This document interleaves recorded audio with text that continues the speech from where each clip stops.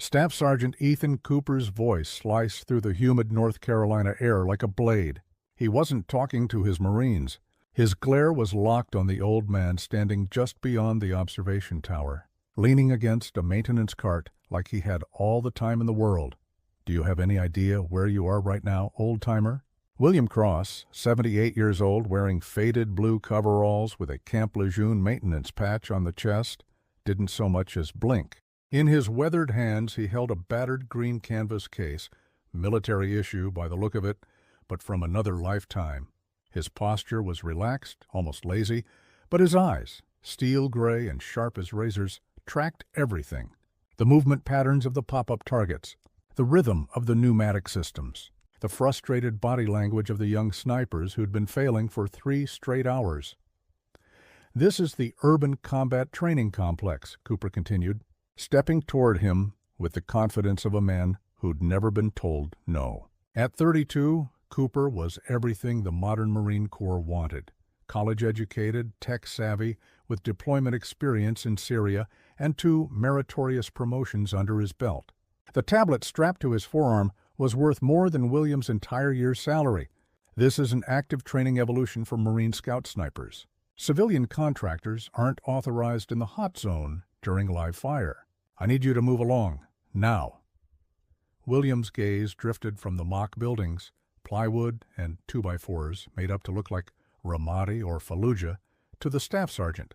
His eyes held a depth that seemed to swallow Cooper's aggression without sending any of it back. "Targets are moving too predictable," William said, his voice a low Georgia drawl that hadn't been smoothed out by 50 years away from home. "Y'all are shooting at the rhythm, not the target." Cooper let out a short, disbelieving laugh. A few of the younger Marines, Liam, Noah, and Mason, shifted uncomfortably behind their rifles. They'd been at this since 0600. It was now past noon.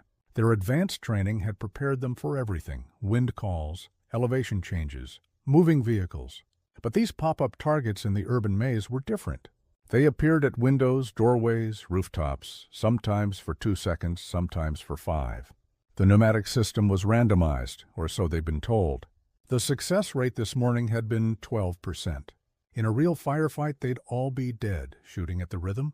Cooper scoffed, crossing his arms. His Marines were using the latest software, predictive algorithms that analyzed target appearance patterns and calculated optimal firing windows. "Listen, Pops, I appreciate the input, but we're using AI-assisted targeting systems. We're tracking pattern emergence, calculating probability matrices. It's a bit more complex than point and shoot." William offered a small shrug, non-confrontational, the kind of gesture that said he'd seen this dance before and knew how it ended. "Your computer's looking at when targets appeared," he said quietly. "Not why. That system's running on a pressure sequence, but it's got a leak in the line. You can hear it if you listen.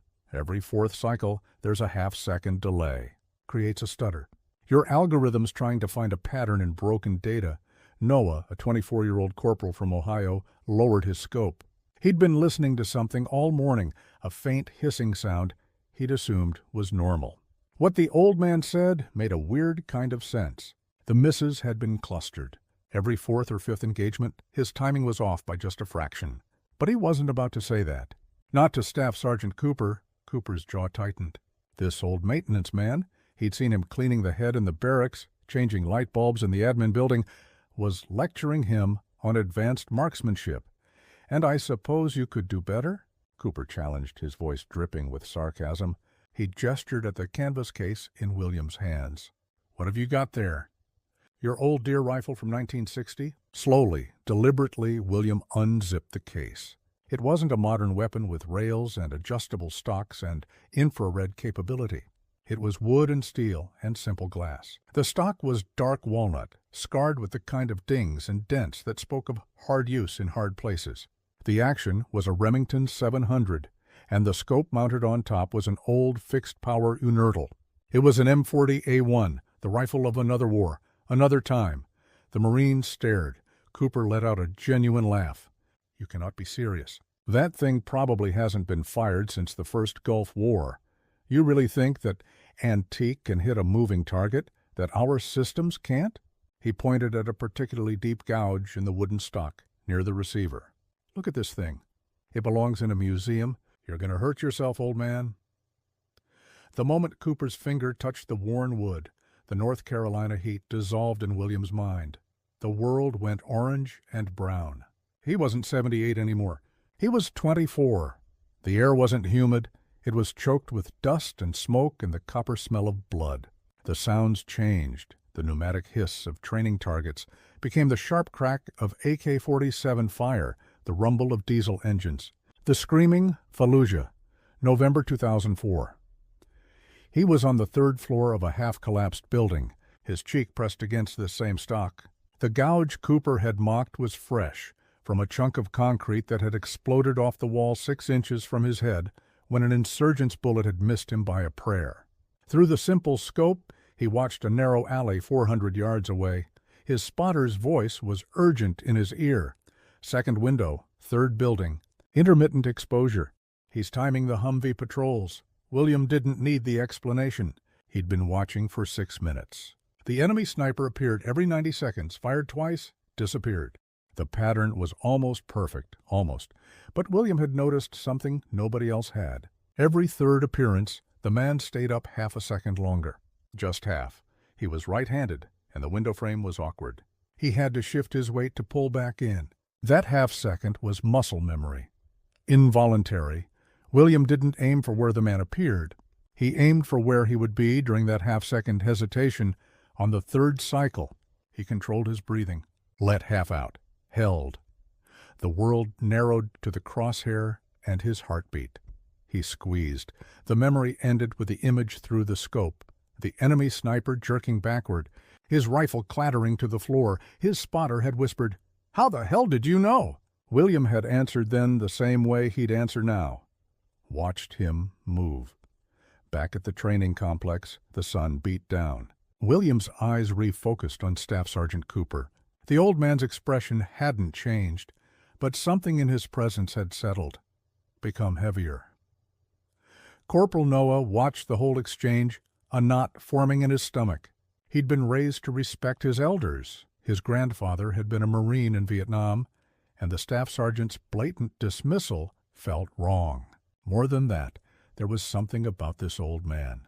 Noah had seen him around base for 2 years, always quiet, always working. But there'd been whispers, stories from the old-timers at the armory. Legends about the quiet janitor who'd been someone once. Cooper was committed now. His own failure had curdled into something ugly, and William was the perfect target. "I'm not going to ask again, sir," Cooper said, his voice tight. "This is a restricted training area during active hours. You're a civilian contractor, and you're creating a safety hazard. Put that weapon down and step away from the complex." Noah knew he had to do something. He couldn't challenge the staff sergeant directly. That was career suicide, but he could make a call. "Staff sergeant," Noah said, standing up from his position. "My scopes zeroed wrong. I think someone bumped the turrets during transport. Permission to take it to the armory for re-zero confirmation?" Cooper, distracted and irritated, waved a dismissive hand. "Fine. Whatever. Just get back here." "We're not securing until someone hits something." Noah grabbed his rifle and jogged toward the parking area, his heart hammering. He didn't go to the armory. He ducked behind a storage connex, pulled out his phone, and scrolled to a number he'd saved months ago after a conversation at the on-base gun range. The phone rang 3 times before a gravel voice answered. Master Guns Oliver speaking. "Master Guns, it's Corporal Noah Bennett from Scout Sniper Platoon." "Bennett, what can I do for you?" "Don't tell me you lost another piece of sensitive gear." "No." "Master Guns, I'm out at the urban complex with Staff Sergeant Cooper's training evolution." Noah lowered his voice, glancing back toward the complex. "You're not going to believe this, but Staff Sergeant Cooper is about to have that old maintenance guy arrested for trespassing." "The quiet one who works around base?" There was a pause. "The old guy with the limp? Coveralls?" "That's him. But Master Guns," he brought a rifle. "An old M40A1, and the staff sergeant just called it a museum piece. He's threatening to call the MPs." Noah hesitated, then added, "He called him William Cross." The silence on the other end was sudden and absolute. It stretched for 5 full seconds, and when Master Gunnery Sergeant Oliver spoke again, His voice was completely different, tight, urgent, stripped of all casualness. "Son, are you telling me that William Cross is standing on that range right now with his rifle?" "Yes, Master Guns." Jesus Christ. There was rustling, the sound of a chair scraping. "Noah, listen to me very carefully. Do not let Staff Sergeant Cooper lay hands on him. Do whatever you have to do. Make up a safety issue, stage a malfunction. I don't care. Keep them there. I'm making a call right now." The line went dead. Noah stood behind the connex, a cold dread creeping up his spine. He had the distinct feeling he'd just lit a fuse. Lieutenant Colonel James Archer, commanding officer of the 2nd Marine Division Scout Sniper School, was reviewing training reports when his office door burst open. His sergeant major, a man named David Kuhn, who'd been in the Corps for 28 years and didn't rattle easily, looked pale. "Sir, I apologize, but Master Guns Oliver is on the line. He says it's priority, and you need to take it now. He said to tell you it's Fallujah Protocol." There was no such thing as Fallujah Protocol, but Archer knew Oliver. The man didn't engage in drama. Archer picked up the phone. "This is Archer." He listened. His posture slowly stiffened. His knuckles went white where he gripped the receiver. His side of the conversation was clipped, sharp, escalating.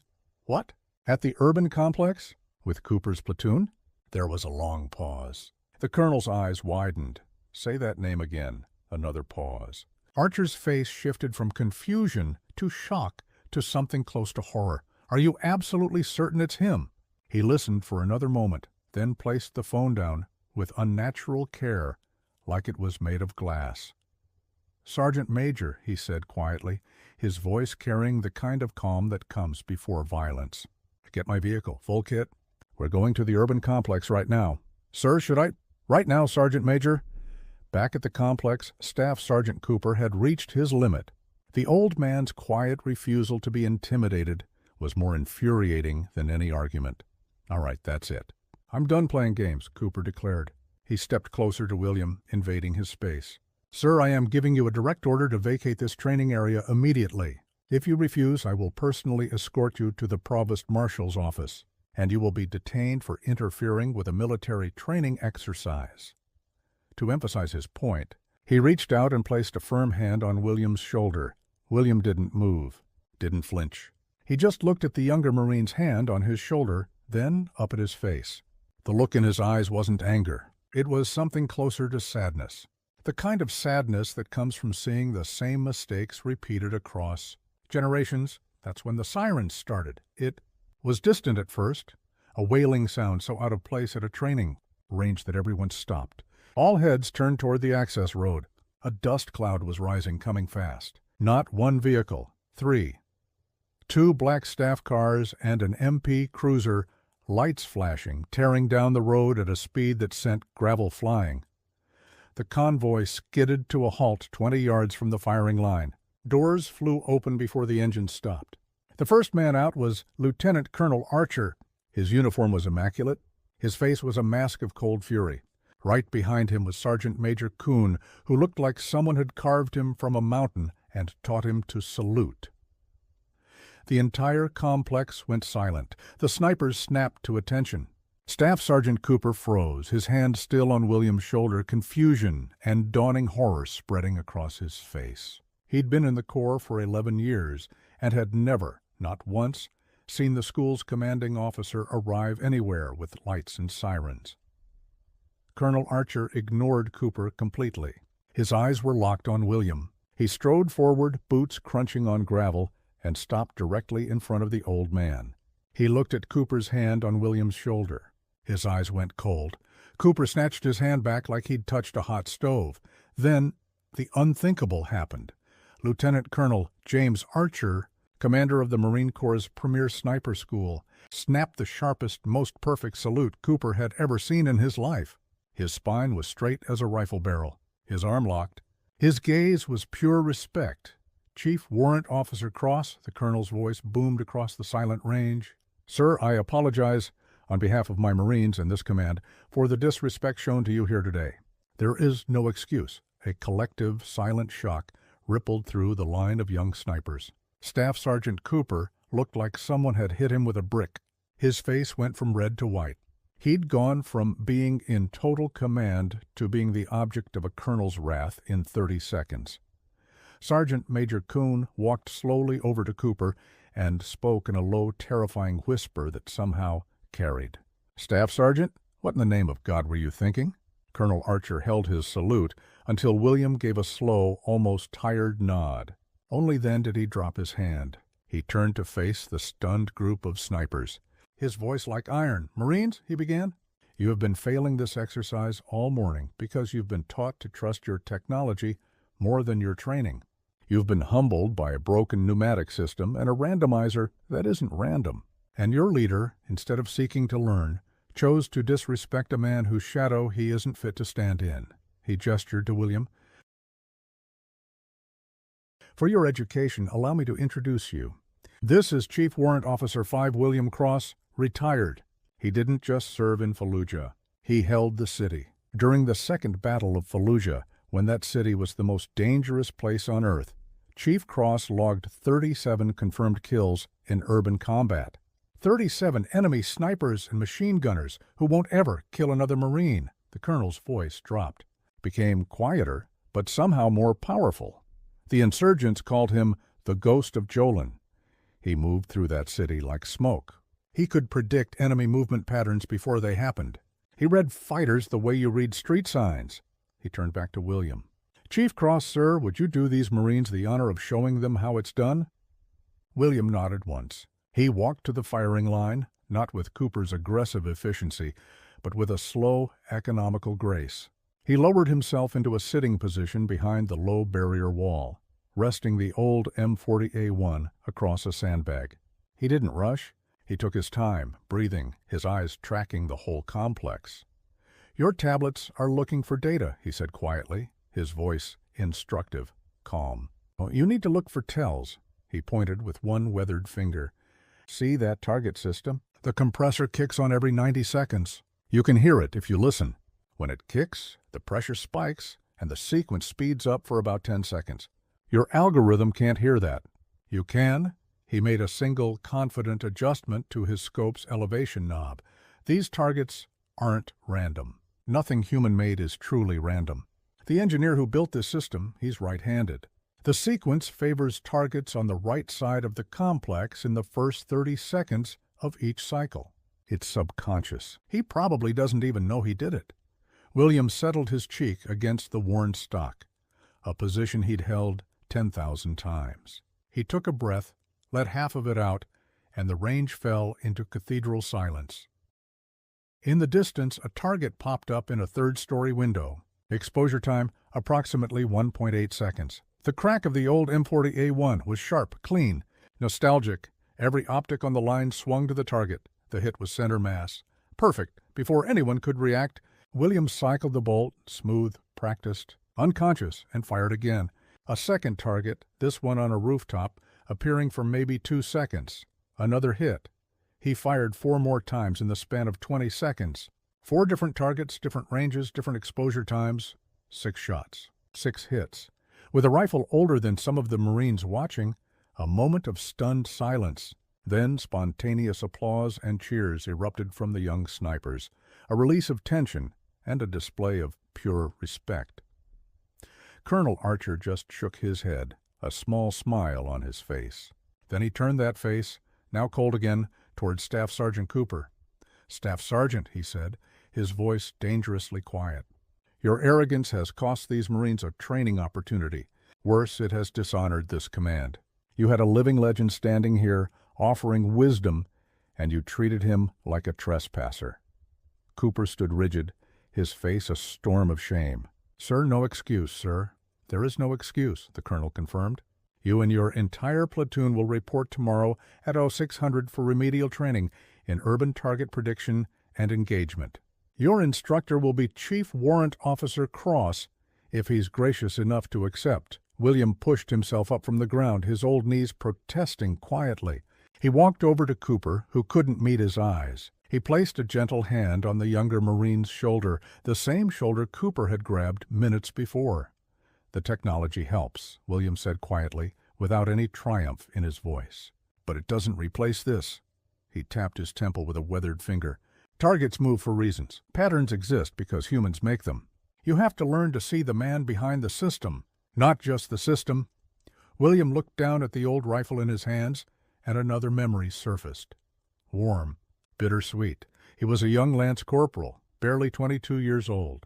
An old gunnery sergeant, a grizzled veteran of Beirut, was handing him this very rifle. The stock was newer then, the bluing darker. "She's not fancy, son," the old-timer had rasped. "She doesn't have computers or lasers or any of that Buck Rogers stuff, but she'll never lie to you. Every target's got a rhythm. Every man's got a pattern.